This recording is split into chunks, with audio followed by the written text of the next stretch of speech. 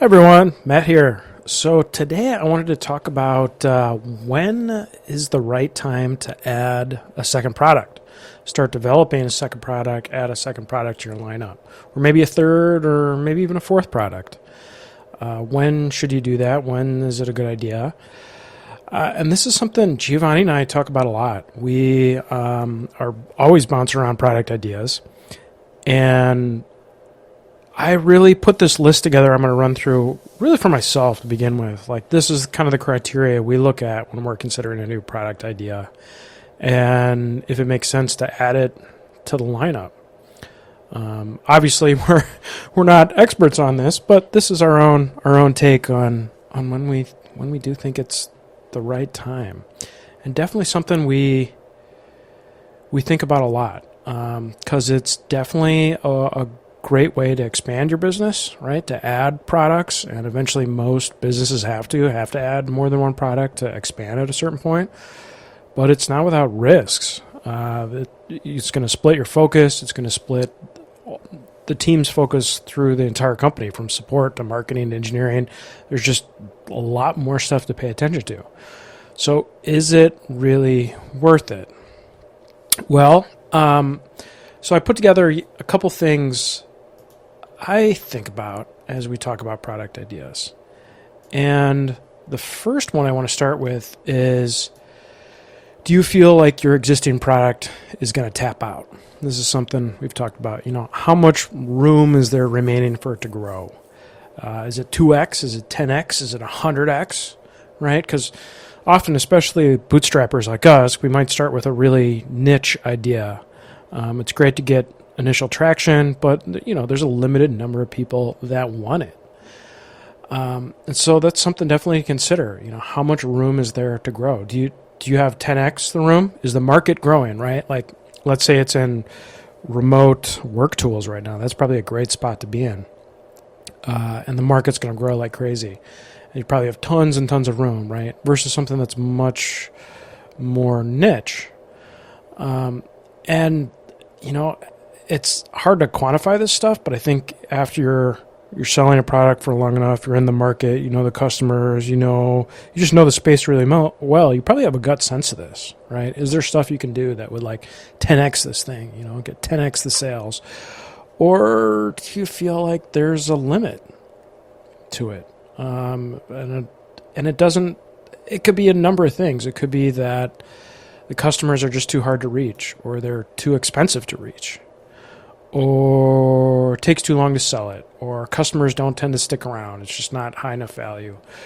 Or the devices that are needed to support it, it's small. There's not that many out there. Something that comes to mind right now, maybe it's like an Apple TV, right? You do an Apple TV ad. Well, I don't know a lot of people with Apple TVs, right? So that's probably, you're going to be limited there. So that's something we definitely think about, is do we feel like we're topping out?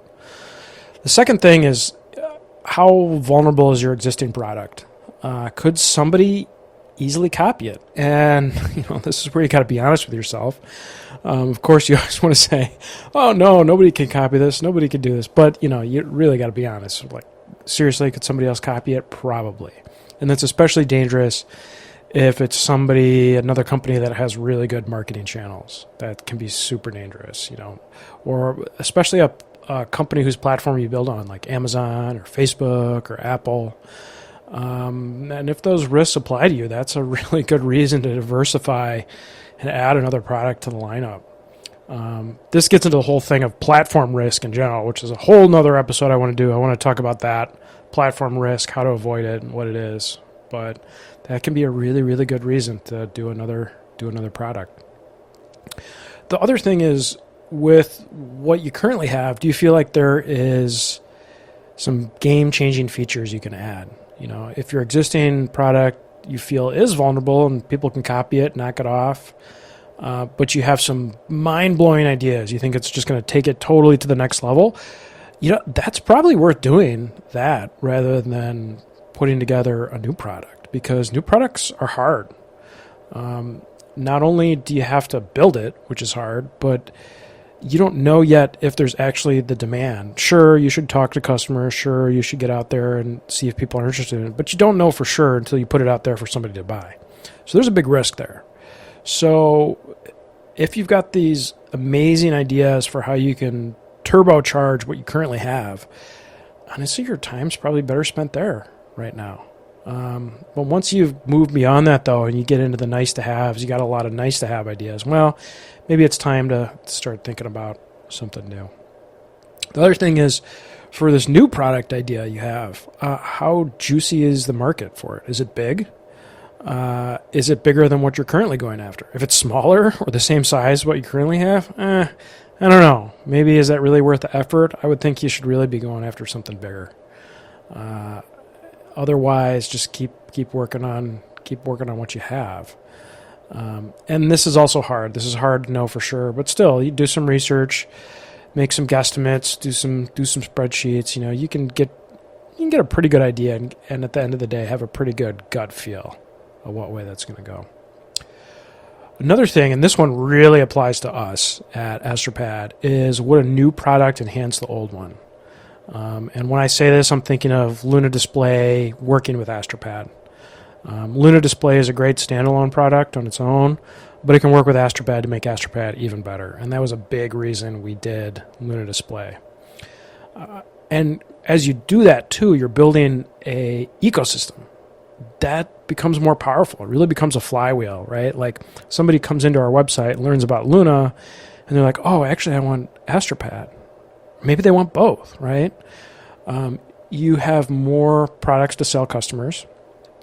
And once a customer does buy more than one of your products, they're more likely to stick around too. The more they buy, especially for us too. They buy, maybe they have Astropad Studio subscription, they buy a Luna device. Okay, now they have hardware to go with it. They're going to be more likely to stick around. And also for existing customers, you have something new to sell them too. They can start with something.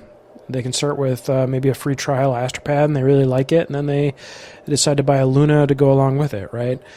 You have more than one thing to sell, which can be really, really powerful. I mean, a great example of this would be Apple. Apple has a super powerful ecosystem with things like the iPhone, the Mac, AirPods, Apple Watch. All these things work really well together. So I'd love to see Apple's internal data, but I'm sure it shows that the more products people have, Apple products they have, the more likely they're going to stick around and continue to buy Apple products.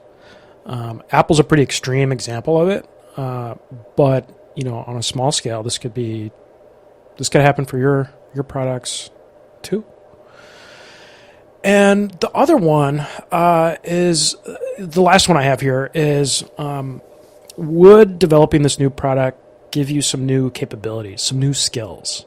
And this is in terms of thinking of it as, what if you develop this thing and it's a total failure, right? Obviously, we don't want that to happen, but it happens. And you develop this new product, it's a total failure, but did you learn something new in the process? Maybe you learned how to make web apps, and you're traditionally a native app developer. Maybe you're doing hardware, right? Like this applied to us. We learned a ton about hardware so we could do future hardware products. So even if the first one doesn't work out, it's not a total failure. Now you have new skills to new capabilities to make something new in the future. And this is something we talk about a lot as well, and actually something we're really excited about now that we've released Project Blue and we have our free Windows beta out there. Now we're not just a Mac and iPad company. We can also do Windows products, and we're really excited about that, to be able to do multi-platform. And that was a big part of doing the new project for us, is adding that new capability. So that's a couple of things we think about when we're evaluating a new product idea. Does it make sense to do this and add it to the lineup? The other thing I've noticed is you typically see multiple products earlier on in bootstrap companies like us. Again, I think it's because what I said earlier, that you see bootstrap companies going into smaller niches versus, say, a venture capital-backed company that goes after an enormous market from the get-go, because, I mean, that's the reason they got venture capital, versus a bootstrap company going after a small niche and hitting the ceiling sooner and having to go into multiple products. But that first product still being a great success and customers being really happy with it and it's selling, so there's no reason to get rid of it, but, you need to expand into new areas. But you even see the big ones. Zoom is a great example. They have, of course, we all know Zoom for their video conferencing product, but they also have a phone product as well for like replacing phones. I don't even know that much about it, but I know it's been a big hit for them as well. So even a company as big as Zoom is doing multiple products. And I would say that's actually one of my more unconventional beliefs, is that more companies should be doing multiple products earlier on. You see a lot of companies just sticking with one product for a very, very long time. I do think it's helpful to do more sooner. But it does come with downsides. Doing multiple products does come with downsides. And that, though, we'll leave for another episode. So a few thoughts for today. Let me know what you think, anything you want me to talk about. And if you enjoy this, leave a review. It really does help. And feel free to contact me, Matt@astropad.com. You take care now. Bye-bye.